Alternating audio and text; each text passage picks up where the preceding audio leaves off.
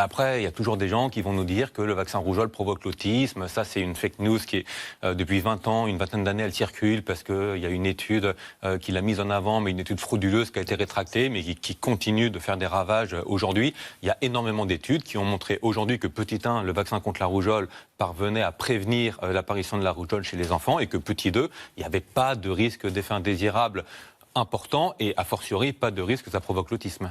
Et dans ce cas précis, l'efficacité du vaccin est-elle prouvée? C'est Bruno dans le Val-de-Marne qui nous dit ça à propos de la dermatose nodulaire. C'est ce que dit le ministère de l'Agriculture. Il dit que c'est grâce à ça qu'on a réussi à contenir la maladie en Savoie cet été, voilà, et dans les Balkans avant. Et donc il dit que si la maladie continue à se propager, c'est bien parce que les gens ne respectent pas les règles. Et si on regarde dans d'autres filières, par exemple dans la volaille, on parlait de la grippe aviaire, qui a ravagé vraiment des élevages pendant une dizaine d'années. Depuis la mise en place de la vaccination, c'était en 2023. Des canards. Des canards, voilà. Donc on a choisi les canards, justement, je parle sous le contrôle de Nicolas, parce que c'était eux les principaux vecteurs de la maladie, parce que le temps d'incubation était très long.